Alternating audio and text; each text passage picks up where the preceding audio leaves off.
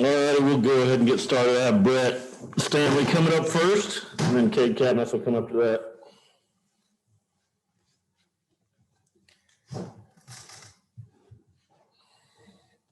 Do I need to keep this on? Hey, Brett, how are you? Good. How are you doing? I'm doing well. So, big series coming up this weekend. What are your original thoughts just from what you've seen from Vanderbilt so far? Well, we have played them in the fall a couple times. They're a really good team. They've got some really powerful arms. I think in the past, we kind of were a little underdog-ish. I think this year we definitely have the guys and have the team to kind of compete with what they have. So I'm pretty excited and I'm looking forward to it. How interesting is it for you as a pitcher to be on the mound opposing some of those great arms that you were just referencing? For me, it's kind of not a chance to just prove myself, but kind of get up there and compete against those guys like that. Cause you always want to compete against the best. And if you're going against like Kumar or Ryder, it's kind of you got to rise and step up in the big spotlight and kind of, compete against them and show them what you can do as well. Do you, as a pitcher, kind of watch their pitching techniques, and is that something that you focus on, or are you more focused on their batting techniques and yourself? Well, definitely, like I think, just like hitters, everybody's swing's different. If you're on the mound, everybody's pitching's different. So you can kind of like look at them and take a few things here and there. But for me, I definitely don't try to just like replicate them. Kind of just do my own thing, look at my film and look at other guys' films, and you just kind of pick and choose what you take from that to do mechanically. But I think you just definitely have to work on yourself more than you try to repeat somebody else's delivery or anything like that. So I appreciate it. Mm-hmm. Hey Brett, what do you think about the way that your pitching staff has performed so far, and what's been the key to y'all's success and also you individually? I think this year we're definitely very dominant. We've got guys, all four of our starters have gone out there and shown tremendous poise and tremendous ability, to get out there and compete, go deep into games. So that's very exciting. And then it's almost pick and choose who comes out the pen, but everybody's gone out there and done a great job so far. I think for me, it's just been trying to stay as focused as I can. It doesn't matter who you're playing or whatever. You got to go out there and get the job done and just continue to get better. When the starters have performed the way that they have to this point, how much does that help the back end guys, the bullpen, as far as just more flexibility to match up and do things to put y'all in a position to be successful? For sure, it's if your starter goes 6-7 innings, it definitely takes away, having to use those middle guys all the time. So everybody's getting more rest, I think, and that just makes everybody more sharp.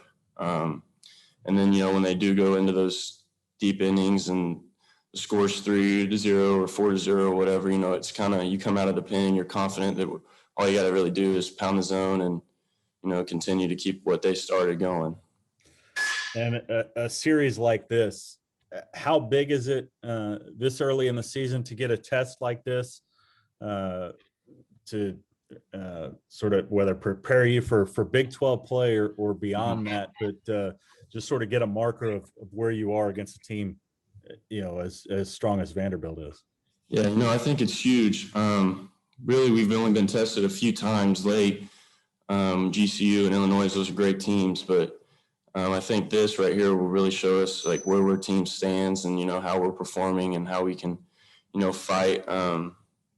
It's definitely going to show a lot about, how we compete, how we do in tough situations, because there's going to be for sure some tough situations. So I'm excited to see how our team handles it and how we perform. Appreciate it, Brett. Hey, Brett, a couple questions, not like necessarily about the Vanderbilt series coming up this weekend, but just kind of talk about what was the transition like moving from Alley P over to O'Brate and for you to come back and play at O'Brate your senior year? The transition's been unreal. It's, I can remember, Tuesday games or midweek games at LAP only having probably 60 or 70 fans there. And then our opener was, a couple thousand, which was incredible. It's just the atmosphere and everything's completely changed. It's more of a, it's kind of just like a family friendly, it feels like every game you're playing in a regional or a Big 12 championship or something like that. So I love the atmosphere here. The fans are great. The student section's awesome. So it's just a different feel, different vibe. And I think our team's obviously been feeding off that because, we play pretty good here. So. And just having like the new training facility, all of that, how has that been able to help you and like all of the other players having that new technology and like more space to work out? Sure. And all that? It's, LAP had its limits. Definitely getting over here. Is the resources are unlimited. We can go in the cage, do hours upon hours of work. And I mean, I think it's tremendous for us as student athletes right now, but I think it's also going to help with recruiting, with getting guys in here. So I think the stadium and what's been built here is really going to turn this program around. So. All right, perfect. Thanks, Brett.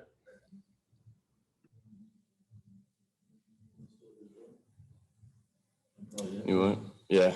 Is that it? Yeah. Thanks. We'll get Cade over here now. Appreciate it. Okay. Good.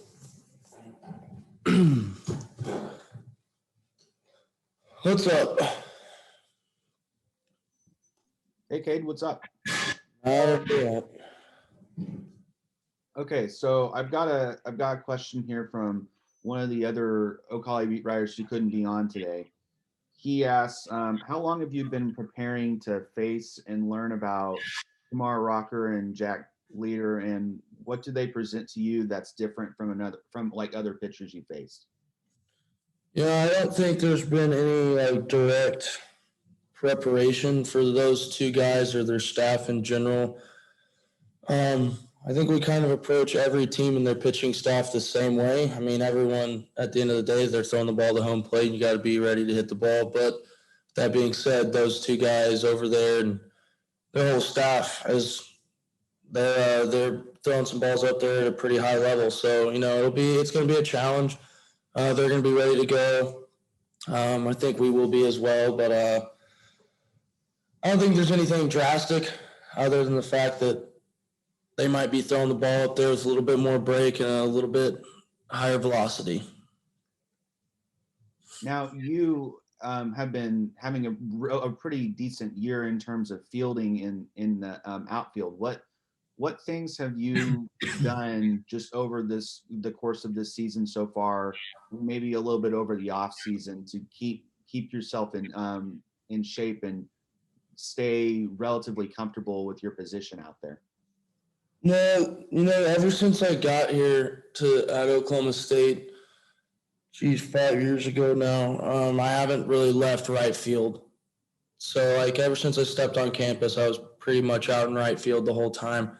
So I've been able to get really comfortable over there over the years. And, I just think it's kind of it feels natural at this point. I feel like I have a pretty good feel for, the position itself and how hitters, their tendencies, how the ball's going to fly out to right field. And, our coaches do a tremendous job of, having charts and stuff of other teams and their hitters and their tendencies. So, it helps with positioning and, I get to go out there and play free. It's really free out there. You get to just chase the ball down. So I find a lot of joy in that, and I have fun out there. I love defense. It's pretty fun. I appreciate it, Cade. No problem. Hey, Cade, just going back to those two guys for Vanderbilt, obviously a lot of attention paid to them. What stands out to you as you look at each of those guys, I guess, starting off with Rocker, that makes them so special? I know For Kumar, the first time I saw him was at Vanderbilt. I think it was 2 years ago in the fall when we went out there, and he was just in his first fall, but he already had like a presence about him. He's a big kid. He kind of walks out there, but he had a presence about himself on the mound, and he pitches the same way. He's going to come at you, and it's to no one's surprise, he's got good stuff, and he knows it too. So he's going to just come at you. He's got a good presence, so I think it's a credit to their team though, and how that program's ran. They're very, very crisp in everything they do, and when Vanderbilt's around, people are turning their heads, watching to see what Vanderbilt's doing. And then what about Leiter? Obviously a great lineage there with his family. Mm-hmm. What is it that sticks out to you about him? So I actually don't know like a whole lot about him. I think I might have faced him that fall series we played in Kansas City. I can't remember, but I actually listened to him on the Starting Nine podcast yesterday, like his interview with them, and just listen to like what he had to say. He seems like he's very serious about his preparation. He seems to always be prepared, whether it's mental or physical. He's got a good routine and he sticks to it, and seems like an awesome guy. Very good pitcher. So it's going to be fun. It's going to be a good weekend. There's going to be a lot of high-level baseball out there this weekend. And just following up on what you just said, how much listening do you do to other players, whether it's college specific stuff or big league guys, as far as podcasts or things like that? I'd say more so. Obviously, I think just because being in college, it doesn't happen a whole lot unless you're kind of a guy like him.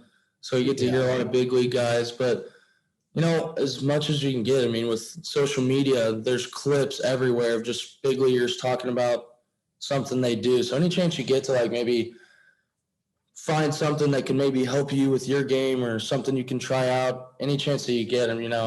For me, I'm kind of jumping on it. I like hearing that stuff. It's fun to listen to guys who've played or are playing at a high level, like hear what they have to say and what they're thinking. On that one, were you just listening because you listen to that one regularly, or are you like, I see that Leiter's on there, I gotta? No, I listen to that one every once in a while when I can. But I popped up on my Instagram feed and it said Jack Leiter interview, and I was like, well, pretty fitting. We're playing him this week, so just kind of see what he has to say. But that was really the only reason why. I appreciate it, Cade. Good luck this weekend. Thank you. Hey, Cade, not really talking about like the Vanderbilt series this weekend, but how have you been able to adjust to O'Brate Stadium, and how does it play differently from Alley P from your perspective? The adjustment was it's incredible, but it was pretty easy because, I think like Brett said, you're kind of limited over at Alley P. So you come over here and you have all the options available to you. So it's been pretty easy to come over here and adjust. It's awesome. This place is incredible. It has everything you could ever want. So, it's been fun. It's been easy, and we're blessed to have this place.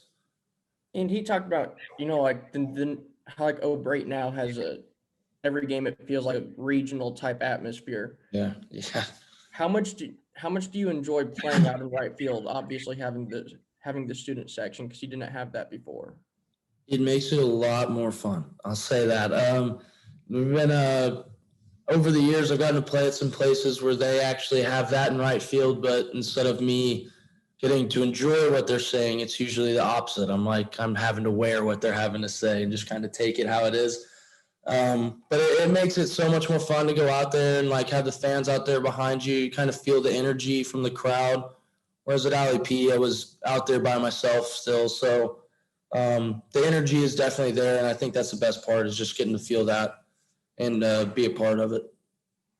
And obviously, I'm sure, in your 5 years here, you just heard all about, the new stadium's going to get built. What was it like finally hearing whenever you all started to build the stadium, and kind of just talk about that? So like, you obviously knew they were trying to build a new stadium, but like, I got to the point where I was like, I don't think I'm ever going to play in that thing. But when they announced it, I can't remember. I think it was my junior year when they announced it. It literally felt like a week later, like the whole frame of the place was going up. Like, it went up so fast. It was pretty exciting to be able to like be over at Alley P and look over and see it. So it was exciting.